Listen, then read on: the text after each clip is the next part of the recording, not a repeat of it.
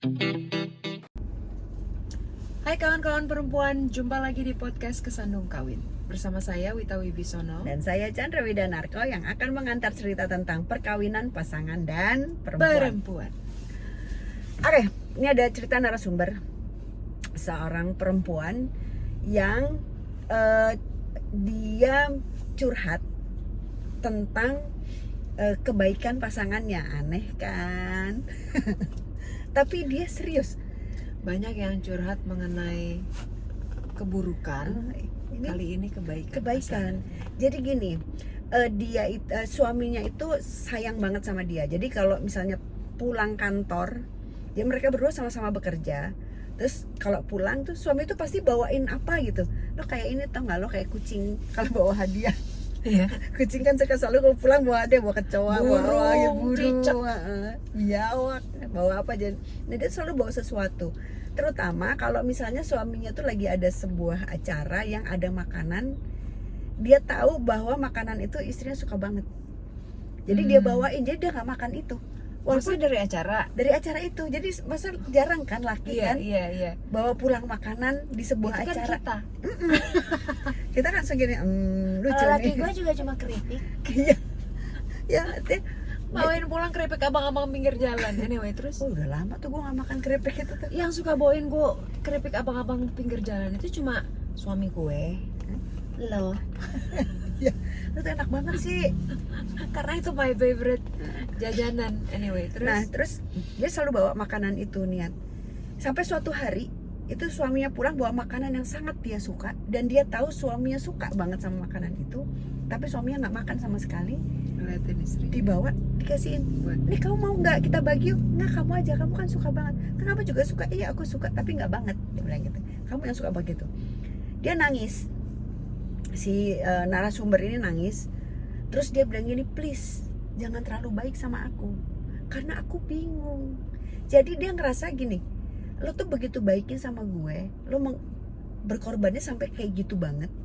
Ya itu buat dia itu gitu banget lah ya kan, ya bawa makanan dari sebuah event ya oke lah itu ya. Kalau misalnya gue tidak melakukan hal yang sama, tidak melakukan sesuatu yang lo suka, dan gue kayaknya lama-lama gue jadi makin panik, gue tahu nggak ya yang lo suka apa gitu. Terus nanti apa yang akan terjadi? Gitu. Nanti lo akan tetap stay sama gue enggak gitu, sampai sama suaminya dipeluk. Insecure dia. Ya dia bilang, lo kamu tenang aja, aku melakukan ini bukan buat timbal balik ya. Bukan, dan ini bukan sekadar buatmu, dia bilang gitu, tapi buatku juga, karena aku happy kalau bisa melakukan itu ke kamu, dia bilang gitu. Nah terus pertanyaan gue, kenapa lo berpikir kayak gitu gitu? Aku ngerasa, dia bilang, aku ngerasa aku tidak selayak itu mendapatkan kemewahan itu, dia bilang, kebaikan kayak gitu. Apa yang membuat lo merasa lo nggak layak? Dia punya luka masa Mungkin lalu kali ya. Nah itu karena gue nggak digging lagi, karena gue bukan psikolog. Jadi gue takut kan, salah digging gitu loh. Kan kalau kita kan biar aja mereka yang ngomong gitu kan. Nah jadi gue lebih nanya, gue paling nanyanya gini, lo di rumah waktu masa kecil lah, waktu masa remaja, apa yang dilakukan oleh orang tua lo ke gue? Nggak, ya biasa-biasa aja, dia bilang. Dan dia juga nggak bisa memberikan sebuah cerita spesifik tentang Dia orang tuanya, nggak bisa yang gitu spesifik di kasus ini. Sampai akhirnya gue nanya gini, apa yang membuat lo mau kawin sama dia gitu. Mungkin itu bisa menjelaskan. Terus dia bilang gini, gue itu punya trust issue sama laki, karena laki pada umumnya, dia bilang gitu. Karena laki itu kalau ngomong sama gue, matanya akan ngelihat ke dada gue, karena dia memang punya dada yang cukup besar untuk di atas rata-rata gitu. Jadi dia tuh senangnya pakai baju longgar. Dia selalu, dan dia tuh bermasalah banget dengan itu gitu. Jadi dia pakai baju longgar, nggak pernah mau, dia tuh badannya kecil sebetulnya, cuma dia pakai baju selalu L gitu-gitu. Ya karena dadanya besar. Karena dia berusaha menutupi itu. Cuman kan laki itu kan supersonik ya matanya kan, suka gitu ya. Nah dan dia tuh nggak nyaman banget, dan cuma dia artinya cuman lakinya yang dia tandain. Jadi dari berteman, dari pertama kali kenal sampai kemudian berteman, akhirnya sampai jadi peer groupnya dia, sampai kemudian saling naksir, nggak pernah sekalipun itu matanya ke arah situ. Jadi dia langsung ngerasa secure.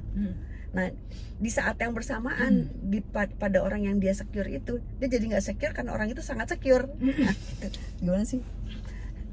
Jadi kayak kita sepakat untuk tidak sepakat. Jadi persoalan di rumah tangga itu emang yang menarik karena bahkan yang kelihatannya sempurna pun itu membuat nggak secure ternyata gitu. Iya.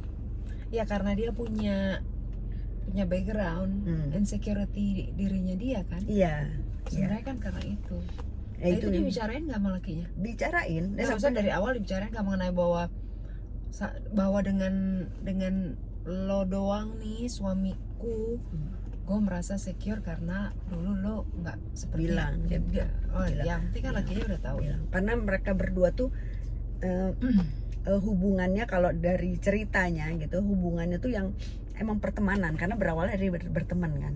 Biasanya tuh kalau gue perhatiin ya dari narasumber kita, hubungan yang awalnya temenan itu biasanya lebih smooth. Walaupun menghadapi gejolak tapi lebih smooth gitu. Betul. Ketimbang yang dari awal ditaksir. Betul. Gitu. Enggak, maksudnya ditaksir pun kalau nggak langsung pacaran, maksudnya berteman dulu, nggak nembak lah ibaratnya kalau ke zaman kita ya. Berteman dulu, kemudian panjang. Biasanya emang ketika nikah semua ujian itu mereka lumayan bisa surfing gitu maksudnya. Karena mereka sudah punya model komunikasi yang lebih firm. Iya. Karena kan temenan kan gitu. Iya. Makanya gue tuh suka nggak percaya sama love at the first sight. Iya kan? Kalau itu kan kita kalau itu kita sepakat. Pernah ada nih kawan perempuan mungkin bisa browsing lagi di vlog di kanal ini atau di podcast Spotify Kesandung Kawin. Kami pernah bahas tentang love at the first sight. Gue nggak maksudnya gini, bukan nggak percaya, mungkin ada yang pernah begitu, tapi kalau gue pribadi nggak pernah ngalamin. Kalau gue nyebutnya ini banyak orang yang nggak sepakat kalau gue bilang kalau ada love at the first sight, kemungkinan besar mereka pernah couple di kehidupan masa lalu. Nah kan pasti banyak yang nggak sepakat. Biarin, pokoknya gue mau bilang gitu.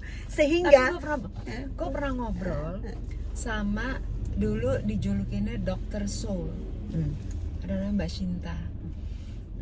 Dulu gue dikenalin duduk bareng ya Mbak Shinta, ada psikolog juga, psikolog keluarga Mbak Ita Azli. Gue duduk sama Mbak Ita sama Mbak Shinta itu, dia cuma ngeliatin doang, kan gue baru kenal. Terus dia bilang, kalian tahu nggak, kalian tuh di masa lalu adik kakak, tapi yang kakak gue. Makanya kalau lo lihat di postingan gue sama Mbak Ita suka hello sister, itu soul sister itu karena katanya si Dr. Soul itu. Coba ya itu kan pro kontra banget. Percaya nggak percaya, tapi kalau gue sih seneng aja gue sama ide itu. Gue suka gitu. Betul, itu pro kontra sih. Karena banyak hal yang tidak bisa dijelaskan. Makanya gue nggak percaya sama love at the first sight, kecuali lo emang di masa lalu pernah bersama atau mungkin kakak adik atau apapun yang, dan gagasan itu juga masih kontroversial, tapi bodo amat, gue seneng soalnya sama ide itu. Terus katanya juga, kata si Dr. Soul itu, si Mbak Sinta itu, gue sama suami gue di masa lalu dia bapak gue. Oh ya. Gue pernah lagi nih jadi melenceng. Jadi melenceng kita. Kemarin gue pasti ketemu teman, dia bilang dia itu suami punya 3 anak. Nah, jadi di masa lalu suaminya itu bersama dia tapi bukan sebagai suami. Jadi dia macam-macam, jadi peran. Jadi dia tuh kehidupannya dia sempat berapa kali gitu. Iya, emang kan gitu. Misalnya kayak kita dulu di masa lalu jadi apa? Terus di tahun berikutnya jadi apa? Iya. Nah, tapi yang lucunya 3 anaknya itu sama terus. Oh, nggak pernah berubah? Nggak berubah, dia tetap anaknya dari setiap kehidupan itu. Lucu. Aneh, lucu banget, gemes kan misalnya gitu. Iya, benar. Kocak. Anyway, ya jadi balik ke bahasan kita tadi di awal tentang itu insecurity ya. Insecurity problem. Jadi insecurity itu narasumber perempuan Kesandung Kawin Ya sebenarnya yang kita mau bahas adalah emang seperti itu mesti dikomunikasikan ke pasangan sih, dibahas ke pasangan, karena insecurity itu kalau nggak dibahas dan dipendam sendiri, satu hari bisa justru jadi menimbulkan masalah baru. Dan bisa terjadi masalah baru gitu, bisa aja terjadi masalah baru dengan trigger yang mungkin kecil. Iya betul, mungkin triggernya nggak penting gitu. Betul. Yang jelas sih gini, bahwa kalau dalam pernikahan yang temuan kita ya, banyak narasumber tuh, bahwa setiap orang akan punya insecurity yang beda-beda dan kita nggak bisa nebak kadang-kadang. Kadang ada momen juga yang kita nggak peka sebagai pasangan. Nah, even kayak gue ya, yang kalau kata lo panjang amat gitu.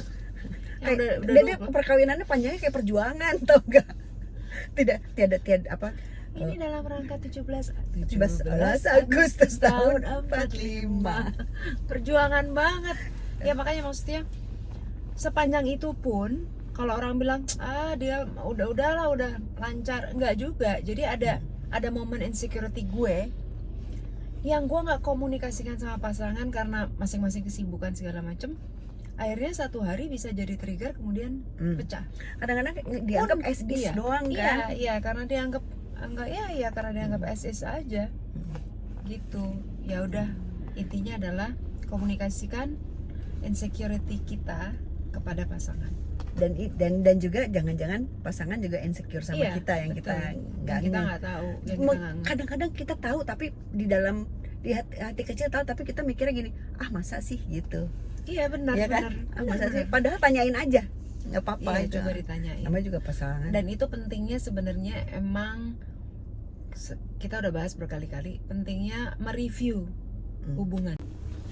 Kita ketemu lagi ya di vlog minggu depan atau di podcast minggu depan. Jangan lupa dengerin podcast Spotify Kesandung Kawin tiap Kamis jam 7 malam waktu Jakarta. Mari bahagia. Kawin pasangan semua akan lucu pada waktunya. Bye-bye.